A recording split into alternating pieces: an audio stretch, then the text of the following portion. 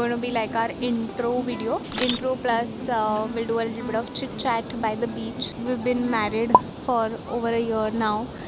I feel like I am more of the emotional kind of a person and you are more of the calm. We've had a lot of experiences in the last 1 year and I think we've seen different sides of each other. How do you feel about being married? 100% recommend if you get a person like this. What do you Why are you so serious? I am the more emotional kind of person, and I feel like there are so many people out there who, look at things from an emotional perspective. Not that it's particularly bad, but I feel like Actually, more than emotional, it's more about like thinking about a particular situation. So when you say emotional, if you say like emotional, that even I am, right? It's just that I be in that emotional state, whatever happiness, sadness, I be in that state for a very very small amount of time and I snap out of it. So emotional, everybody is emotional. It's how long you stay in that emotional state is what defines what you're trying to define, right? When you say you're emotional, it's basically like, okay, if you're sad, you'll be in that state for a longer period. If you're happy, you'll be in that state for a very longer period. So it's basically you're oscillating between emotions a lot. yeah. Something has happened, okay, I'll just sit with it, think about it for a while. I feel I'll like see you if have it requires the my attention for a very long time. If there is some action required from my side, I would basically make sure that I take that action. even if 100 out of 199 things are going right and one thing is going wrong, Yeah. then I end up kind of putting my energy there, which I want to actively change, because sometimes what happens is that maybe refocusing on those 99 things automatically takes care of that one thing that's not working, and even if it doesn't, at least it puts you in a better mental mind state. space. So like for example, even for my career, like ever since I've quit my job, I feel like it has been a wave of things that have happened, because I don't particularly think that I have kind of cracked it the way I'd like to in any thing that I've tried, and I've tried multiple things in the last couple of months. That is also something that keeps me up in the night at times, where I feel like I was doing much better when I was 23. So, I mean, just to make this kind of conversation useful for people who are watching, also, like in terms of a career, and like I feel like I would put across my thoughts as I still don't regret quitting my job, because I feel like it's given me so much perspective. I might even just go back to having a job again, I don't know, but I feel like my 20s were for experimenting and I did that. For anybody watching who's in their early 20s, in terms of career, because you've done your career much differently, then I would say you've taken the safe route as opposed to, and I mean it's worked well for you. Career and all those things, that will happen, but I would say, like, let me just zoom out a bit.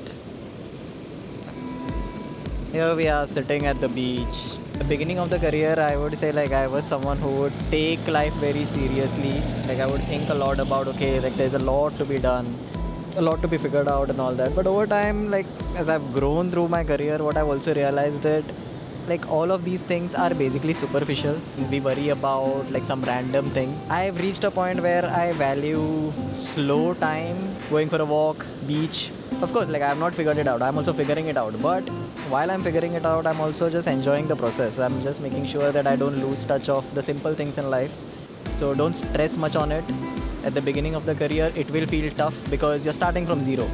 Starting from zero happens at different stages in one's career. Even when you switch jobs or you switch the career path, you will tend to feel like you're starting from zero. Like we were discussing the other day that we want to kind of find more avenues of income. And Financial freedom to me is basically not being reliant on a job for income, having enough capital which allows me to do things that I like to do, and yeah, a lot of motorcycle rides.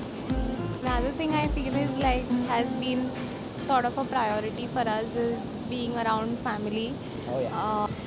I think as you age also you realize that things aren't the same always. One of the priorities has also been to kind of figure out a way where we can create enough experiences for ourselves, our parents, our families, while still being able to make good enough money. We are reaching a age where most of us will not be reliant on one skill. I think that is the kind of an economy that we are heading towards. One thing that you know now that if you knew in your 20s, you think you could do your 20s differently. I think there is one thing that Nikhil Kamath had said, which has stuck around. We shouldn't be afraid of changing our views if we have like enough data that prove us wrong. We label that as hypocrisy, but Yeah. hypocrisy is looked down as, and when you label it as hypocrisy, it seems something bad.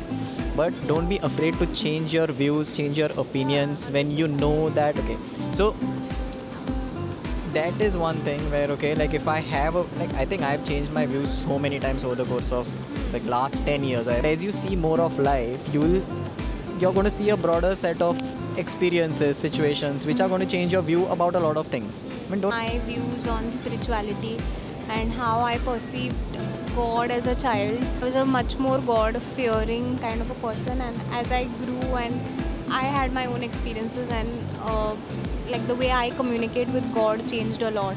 That has solely come from just my experiences and not anybody telling me how to perceive God. I'm still actually developing my belief in terms of surrendering, learning to surrender. Like, I believe in God, but learning to surrender and actually placing that faith in Him is something that I still find it to be difficult. You keep telling me a lot of things about your approach of manifestation, and like the way I think about manifestation is very different, and I think it's very woo woo.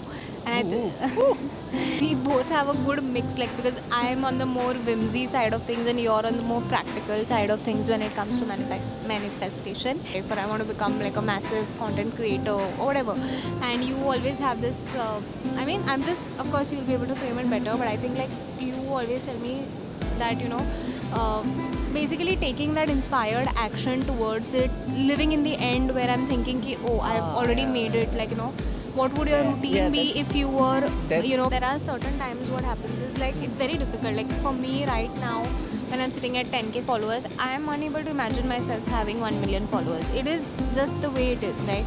Being in a positive mindset itself takes so much work, in my opinion, at least. So it then depends on how badly you want it, right? Because if it is something that you want badly, you would fight off any negative. But basically, you would try to put yourself in that state, think of all the possible ways via which I can basically get that thing, whatever it is. Right? Like you said, followers. Okay, if you want to increase your followers, you would put the effort to like understand what the audience wants. It is a mental game. I mean, to put yourself in that state, first, how badly do you want it? Right? Once you've got it, like, how would your life look like? How would you behave with other people? And you act it out that way, as if like you already made it, right? But somewhere in your subconscious, you know that you're not there yet, right? So it's a counterintuitive approach to manifestation. So it's an oxymoron. Not having the thing is as good as having it. While you're putting the effort, you forget about the goal. You just enjoy the process of doing the action over and over and over again, over and over and over again. If every day you keep on stressing onto that goal, saying, I still want to get there. After setting the goal and after setting the intention and acting towards it, you have to basically detach away from the goal. I think my approach to manifestation has always been a little forced, where I'm trying to kind of, you know, look at people's woo-woo stories and think that, oh, this is going to happen for me. I've not practiced it long enough. I've not believed in the concept long enough for it to materialize into something. Like I always do it for 2 to 3 days and then I'm like back to the reality. But I think from my experience at least, we have to hold on to the thought or the dream or whatever, like you mentioned, that you have to sort of live in that reality for a long enough time until it actually becomes your reality. So every time we have a conversation, I always used to feel like, oh, you know, somebody who's just getting started out, you can also look in the camera, like, oh, this might be so helpful for somebody who's just getting started with their careers, or not only career, I think even mindset. Like over the last 10 years of, you know, meeting different sort of people, living in different cities, moving out of our cities also has been like a life-changing experience. And learned so much along the way. I'm not saying that we are at the epitome of like we know everything, Figuring it but out. I still feel like if all of this I knew when I was in my early 20s, or like somebody who would advise me on these things, I feel like I would have done life a little differently. But it's okay, because Yeah, it's learning okay. from your own experiences is always, I think, the best. That's the best experience. That's the best way, because people will give you a lot of advice And on yeah, the nobody internet. like in this like is ahead in the race or like lagging in the race. Yeah, that We're is running our true. own race, and it is very important that we don't lose sight of that.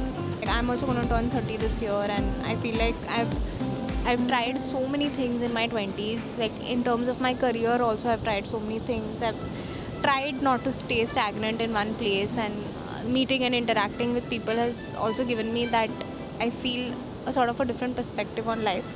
परत intro करूया. Okay, what do you want? I don't know, like कित म्हणचें intro. Hi, I'm Divyani. I'm Ashwin. we're just documenting our journey for us to look back on, probably for our kids to look back on. I think we are going to look back Gonna at this rain. content 10 years later and laugh at it. Hopefully That's- not. that- I that think means this is we've quite grown. good content. See you in the next one. All the time I was looking here, not here.